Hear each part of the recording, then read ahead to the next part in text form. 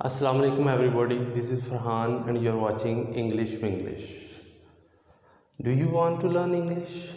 If your answer is yes, then this is the right platform for you. So on this channel we will learn English from basic to advanced. We will start from basic and step by step we will move toward advanced English.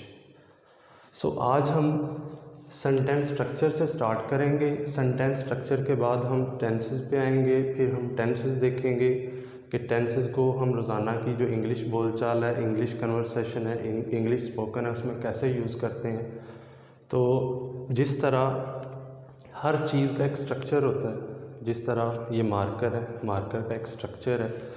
अगर ये cap है खाली तो हम इसको marker नहीं कह सकते।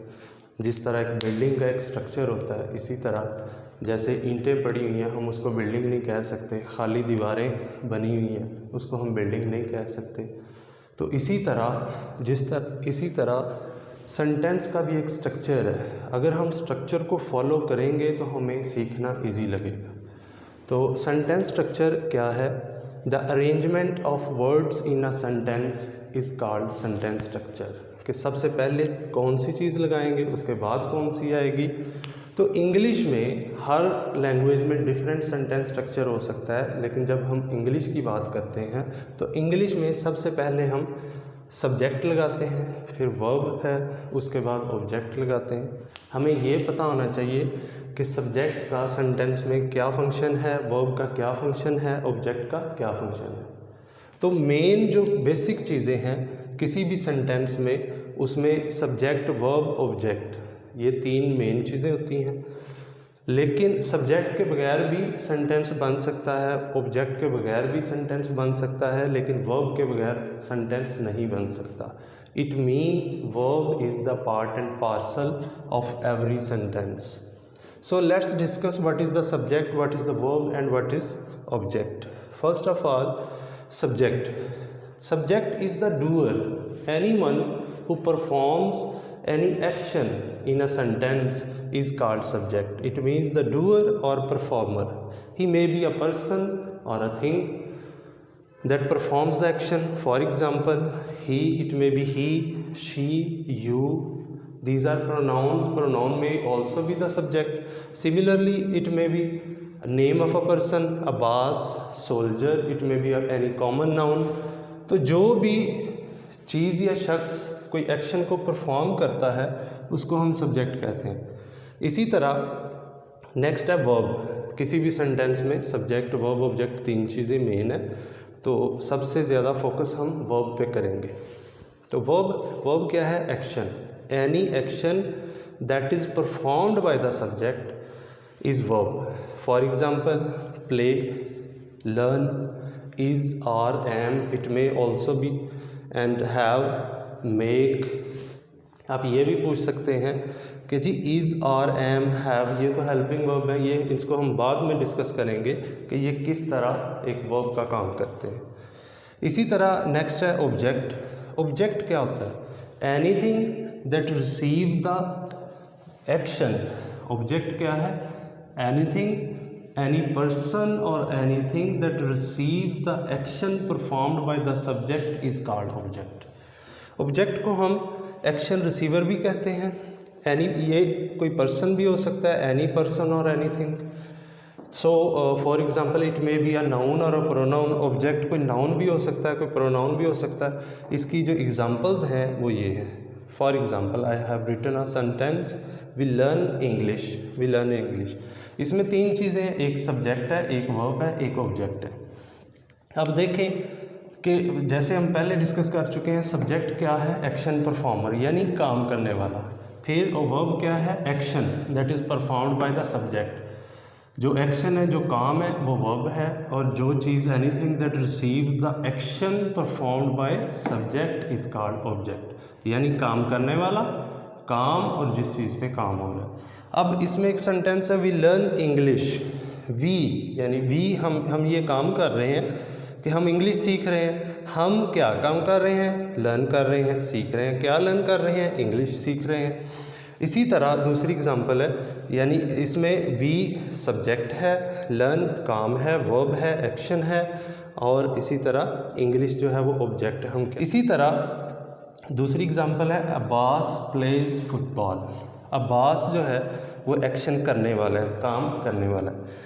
अब्बास जो है वो सब्जेक्ट है, वो क्या कर रहा है, वो कौन सा काम, वो प्ले कर रहा है, खेल रहा है। और क्या खेल रहा है, जिस चीज़ पे एक्शन परफॉर्म हो रहा है वो फुटबॉल है। इट मीन्स अब्बास काम करने वाला है, ये सब्जेक्ट है।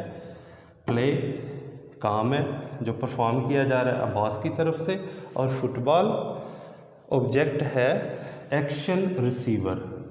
That action play is performed by Abbas and received by football. This is sentence structure. यहाँ पे हम इंग्लिश और उर्दू का जो सेंटेंस स्ट्रक्चर है उसमें डिफरेंस देखते हैं कि उर्दू में इसको हम अगर ट्रांसलेट करें, वी लर्न इंग्लिश, हम अंग्रेज़ी सीखते हैं। इसमें देखें कि उर्दू में सबसे पहले सब्जेक्ट है, फिर ऑब्जेक्ट है, फिर वर्ब है। लेकिन जब भी हमने इंग्लिश में जिस सेंटेंस स्ट्रक्चर को फॉलो करना है वो ये वाला है, सबसे पहले सब्जेक्ट, फिर वर्ब, फिर ऑब्जेक्ट। इसमें हमने देखा कि सब्जेक्ट हम अंग्रेज़ी सीखते हैं, सबसे पहले हमने सब्जेक्ट को देखना है कि सब्जेक्ट इंग्लिश में पहले सब्जेक्ट लगाएंगे, उसके बाद इस तरह से सबसे पहले सब्जेक्ट लगाएंगे, फिर हम देखेंगे वर्ब क्या है, यानी काम क्या है। सबसे पहले हमने देखा काम करने वाला कौन है, हमने वी लगाया, फिर हमने देखा काम क्या है, यानी वर्ब क्या है। वर्ब यहाँ पे तीसरे नंबर पे है, लेकिन इंग्लिश में हमने सब्जेक्ट के बाद वर्ब को लिखना है। यहाँ पे हमने उसका लर्न लिखा, फिर अंग्रेज़ी जो है, इंग्लिश जो है वो ऑब्जेक्ट है, जिस चीज़ पे काम, यानी जिस चीज़ को हम सीख रहे हैं, तो वो ऑब्जेक्ट है। अब उर्दू का जो सेंटेंस स्ट्रक्चर है वो है सब्जेक्ट, ऑब्जेक्ट, वर्ब। लेकिन जब हमने इंग्लिश में उसको लिखना है तो सब्जेक्ट, वर्ब, ऑब्जेक्ट का जो स्ट्रक्चर है उसको फॉलो करेंगे। इसी तरह जो नेक्स्ट सेंटेंस है, अब्बास फुटबॉल खेलता है, अब्बास प्लेज फुटबॉल। अब इसमें देखें कि उर्दू में जो काम करने वाला है सबसे पहले लगा हुआ है, जिस चीज़ पे काम हो रहा है वो उसके बाद है, यानी ऑब्जेक्ट बाद दूसरे नंबर पे लगा हुआ है। इसी तरह जो वर्ब है, एक्शन है, जो काम है, वो तीसरे नंबर पे लगा हुआ है। लेकिन हमने इंग्लिश में इंग्लिश वाला सेंटेंस स्ट्रक्चर फॉलो करना है। सबसे पहले हमने काम करने वाला यानी एक्शन परफॉर्मर, डूअर, अब्बास को सबसे पहले लगाया, फिर वो जो काम कर रहा है वो क्या कर रहा है, वो खेल रहा है, यानी खेलना, प्ले, और उसके बाद हमने तीसरे नंबर पे इंग्लिश में ऑब्जेक्ट को लगाया है। तो अब मेन जो हमारा फोकस होगा वो है वर्ब की फॉर्म, यानी